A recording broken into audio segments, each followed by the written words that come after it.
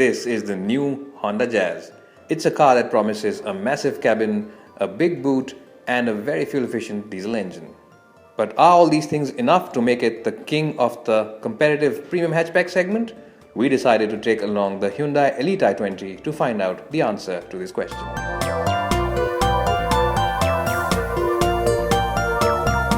Well, here I am now in the front seats of the new Honda Jazz, and unlike the Elite i20, which offers you an all-black cabin, it's a very dark cabin. This one comes with beige on the seats, and that really adds to the sense of space as well as airiness inside this cabin.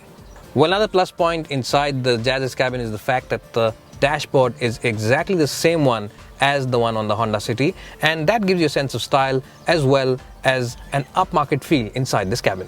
The seat comfort on both these cars is very similar, but unlike the i20 where you sink into the seats, on the Jazz you sit on them and you get a better view of the road ahead. In terms of practicality, the Honda Jazz comes with 9 cup holders inside the cabin. You get 7 over here in the front seats and 2 in the back. Well, the Honda Jazz is the only car at this price point which offers you a touch panel for the AC controls, but personally speaking, I really do think it's a neat touch. Well, even though it's a nice and spacious cabin and very good in terms of practicality, when it comes to features as well as equipment, the Jazz can sadly not match the i20. Well, here I am on the front seats of the Elite i20, and just like the exterior of this car, even the interior is very stylish and feels very premium. It has that essential feel-good factor for which most Hyundai cars are known for now. And in terms of equipment, Hyundai is second to none. You get all the bells and whistles, including Bluetooth connectivity for your stereo, automatic climate control, 1 GB of hard drive space on the stereo. You also get a cool glove box over here. Well, in terms of cabin quality, this car is slightly ahead of the Jazz, and all the materials feel very well put together. It really is a good cabin to be in. It's also very practical. You get these 2 cup holders over here. There's a small tray over here where you can keep your cell phone and wallet, and you also get a little box over here where you can keep your cell phone in, and the door bins are large enough to house those big bottles from your home. One area where the i20 is slightly behind the Jazz is in the front seat comfort. Unlike the Jazz where you sit on the seats, in these ones you sink into them, and the lower back support isn't as generous as on the Jazz. Under thigh support though is pretty good. Well, here I am in the back seat of the new Honda Jazz, and I have adjusted the front seat for my height and my driving position, and my height for reference is 5'10", and even then I have acres of knee room over here. Headroom is massive as well.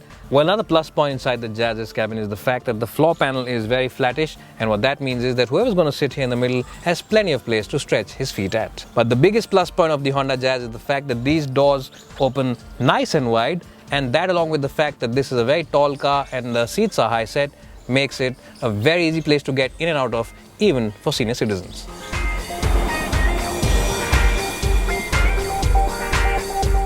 Well, in terms of the backseat department, it is a no contest. The Jazz wins this one without any fight from the i20. Even though the knee room in the i20 is pretty good and headroom is generous as well, it simply does not have the acres of room that the Jazz's cabin offers. But that said, this is a pretty good place to be in. You get your own AC vents over here at the back, something that the Jazz does not offer. And the other plus point is that the floor panel is very flattish, which means that whoever is sitting in the middle will not have a struggle with the other 2 occupants. Well, in isolation, the i20's seats are pretty comfortable and the backrest angle is pretty good as well, and the cushioning is generous too. So the front seat department is won by the i20, but the back seat, the Jazz, is the clear winner. Well, the boot on the Honda Jazz is not only the biggest in this segment, it's well over 350 liters in space, but it can also trump a lot of cars in the mid-size saloon segment. But the plus point on the Jazz is the fact that there's no loading lip at all. There's a very small lip, so it should not be a problem to shove in luggage and pick it up and pull it out. And also, it's not very high from the ground below. So what that means is that if you are putting in heavy luggage into this car, it should not be too much of a stress on your back. Well, the 285-liter boot on the i20 is pretty good in isolation, and it's a very well-shaped boot as well. It's a very square boot, and what that means is that those heavier and longer objects should not be an issue loading into this boot. So it's a good car for those airport transfers. But that said, the Jazz, remember, has a boot of over 350 liters. Well, another area where the boot on the i20 is slightly behind the Jazz is the fact that the loading lip is pretty prominent. So what that means is that you will have to put in your back into lifting heavy objects, and also the sill is much higher from the ground than on the Jazz, which again means that you will have to put your back into loading this car. The Jazz wins this round without any fight from the i20. Well, here I am now driving the new Honda Jazz, and this car comes with two engine options. There's a diesel motor which you can choose, as well as a petrol. But in terms of fuel efficiency, the diesel motor really does stand head and shoulders above its competition. It delivers you a figure of over 27 kpl, which is the best in this segment. Well, both the Jazz as well as the Elite i20 come with a 6-speed manual unit in the diesel engine option, and that means that flexibility on both the cars is very good. In fact, when you are on the highway and doing speeds in excess of 100 kph, the engine is spinning at a relatively low 2000 rpm, which means that the cabin feels like a very quiet and calm place to be in. Well, the only downside of the Jazz's diesel motor is the fact that it's not as refined as the one on the Hyundai Elite i20, and that means that if you are someone who does go out on the highway very often and loves to rev his engine hard, then this cabin isn't as quiet as the one on the Elite i20. Well, in terms of power delivery, both these cars are very close to each other, but yes, the Elite i20 is slightly behind the Honda Jazz. The Honda Jazz delivers about 99 bhp of power, which is very good considering the class and the size that it is. Well, the engine is pretty good in terms of torque delivery, but it is a little lazy to respond to throttle inputs below 2000 rpm. You have to dial in those revs. Once you do cross that 2000 rpm mark on the rev counter, this car really does pick up speed and momentum really fast, and power delivery is very good all the way up to 4000 rpm, but after that it does tail off. So to get the best out of this engine, you will have to use the gearbox very judiciously. But that said, using the gearbox is a breeze, because it's very accurate, it's very light, and it has a very positive and sporty feel to it. Well, in terms of overall ride comfort, the Jazz has a slight advantage over the Elite i20 when it comes to highway speeds. This car feels a lot more stable on the highway than the Hyundai does. But that said, in terms of city use, both these cars are neck and neck, and both of them seem to dampen out the bad roads with minimum fuss. Well, if you are someone who enjoys pushing his car into corners, then you will have to look elsewhere, because both the Elite i20 as well as the Jazz don't really like quick lane changes and are a little slow to respond to those changes. There's a lot of body lean in both these cars, and what that means is that keener drivers will not really be very satisfied with either one of them.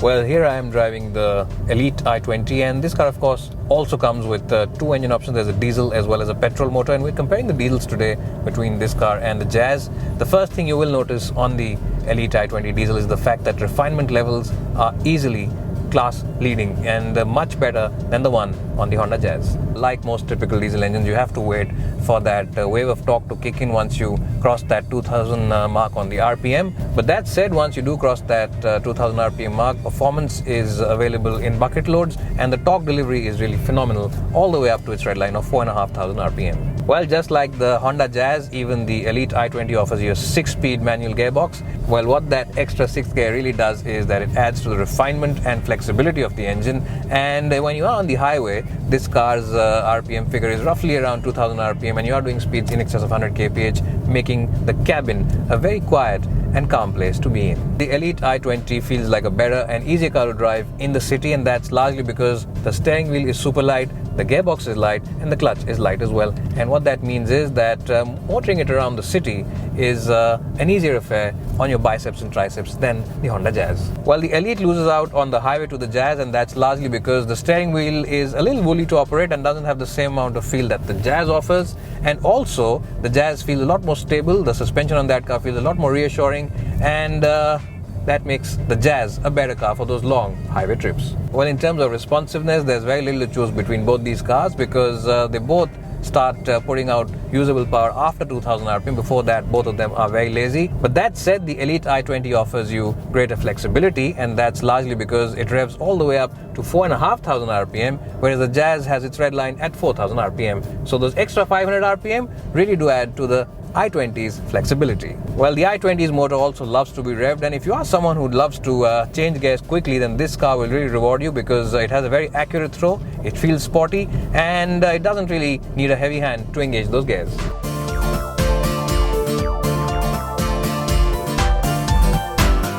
The Honda Jazz is a car that I truly like. It offers you a punchy diesel engine which is also very fuel efficient, a huge cabin, a very big boot, and an accomplished ride. All that, along with the Honda brand name up ahead, means that resale values will be very strong, and all that makes the Honda Jazz a very desirable and strong package in this competitive premium hatchback segment. But that said, the Elite i20 offers you a more refined diesel engine, a plusher cabin, and a longer list of features, things that most buyers in this segment are looking for. And that means that the Elite i20 wins this battle by the slightest of margins. You can't go wrong with either of these two cars with the big H logo up ahead.